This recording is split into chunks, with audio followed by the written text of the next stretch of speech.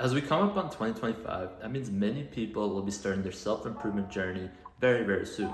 Or they'll choose to get back on a journey that they might have previously fell off on. For me, 2025 means I've been on this journey for a little over 4 years now. But over these last 4 years, I've learned a lot doing the self-improvement things, the positives, the negatives, the ups and the downs. Done all of this by just trial and error, seeing what works best for me. But that's why in this video, I want to give you guys the 4 most important things I've learned throughout my self-improvement journey so far. And these are things that you guys can take with you. So when you either start your journey or go back to your journey in 2025, you guys have a little bit of a head start on everybody else. So let's get into the 4 things that I found the most important. Number 1, and this is the most important thing out of all of them, and this is taking accountability for your actions. Now this is such an important point that I've actually made a whole separate video where I talk specifically about just this one thing that you can check out if you'd like. If you're planning on being successful or you want to see a lot of progress on the self-improvement journey, you need to be taking accountability for your actions.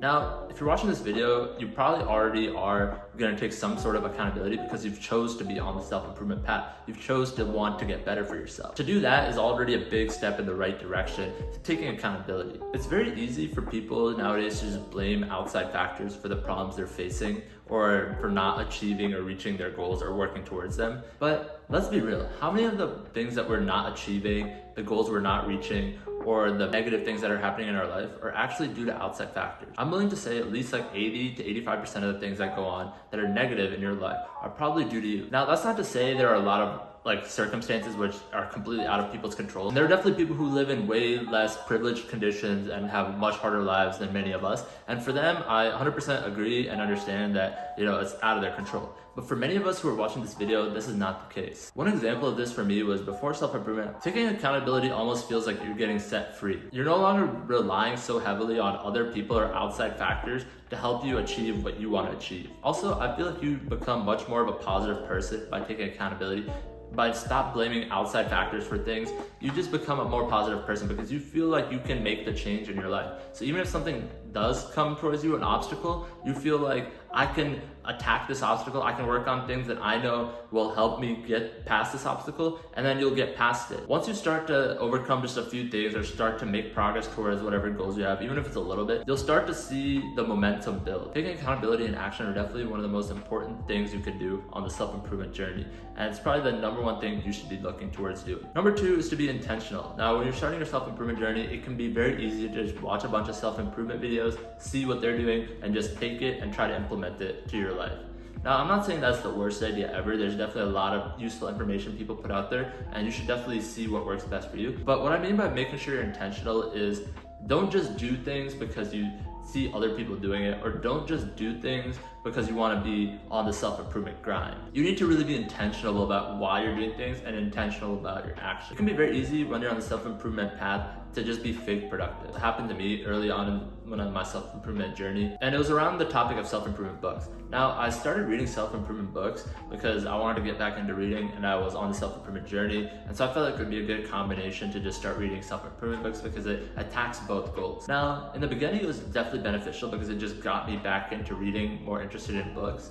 But after a while, I started to realize that I was just reading self-help and self-improvement books, but I wasn't actually implementing the things or really remembering what the books were even saying, and I really wasn't gaining anything out of it.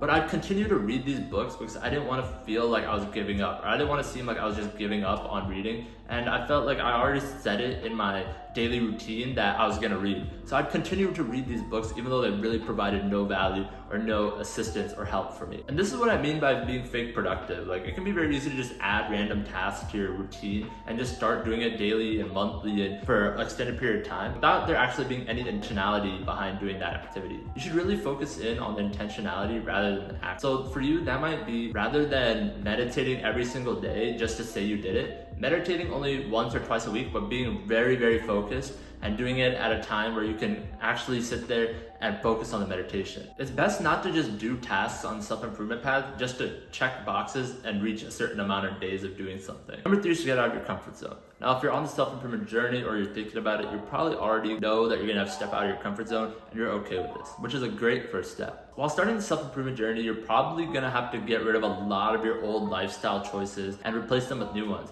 And this can be very challenging. In order to see the change you're gonna have to be willing to be uncomfortable. One example of this for me was really to stop staying up late. When I was in college, I was staying up late pretty much every weekend, Thursday, Friday, Saturday, because I would be going out or doing something of that nature. I made a lot of friends that way, but none of those people really stuck around. When I started getting on the self-improvement path and I moved to a different city, I would want to go out and meet people, but I had a very strict deadline of when I would want to go home, because I knew if I wanted to be productive the next day, I needed to get my sleep. Now, in the beginning, this is uncomfortable because I was trying to make friends and I wanted to just be the person like my old days where I'd stay out, hang out, do whatever people said, and be like the cool guy. So it was very challenging in the beginning because people would always comment on like why I was leaving earlier. They'd think like, oh, why are you leaving us, man? Like, that's kind of weird that you're leaving us. But I knew in my head that I wanted to have certain goals. I had these ideas and goals that I wanted to hit, and one of the big things for me was to get a good amount of sleep. That way I could attack every single day,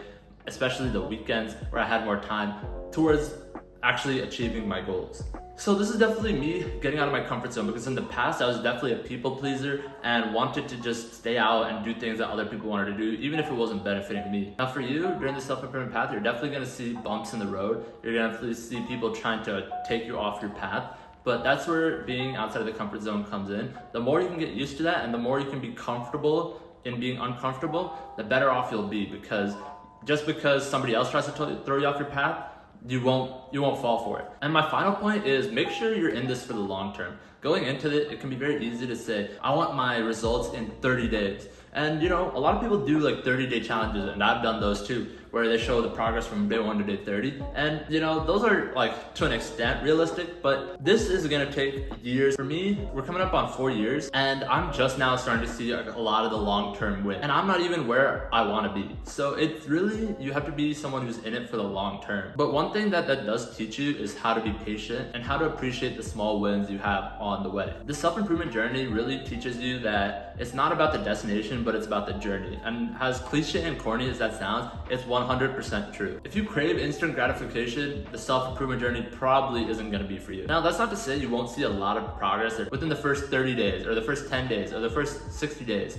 You will, because you're starting at 0, or maybe you're starting at a lower level. It's kind of like lifting. If you just start lifting, you're gonna see those gains in the beginning, but in order to get to that strength goal that you have, it's really gonna take a long period of time. If there's one thing I can tell you guys is, please do not fall off the first chance you get. And if you do fall off, which is inevitable on the self-improvement journey, I've fallen off of different things many times, just have the idea of trying to get back up and go after it again, because this journey is very rewarding to the people who stay on it. If you're watching this video, that means you're probably getting ready to start your journey in 2025, and I want to say congratulations on taking that first step. Let me know what you're most excited for in the self-improvement journey in the upcoming 2025 year. And until next time, guys, Happy New Year. I appreciate you for watching. Until next time, I'm out. Peace.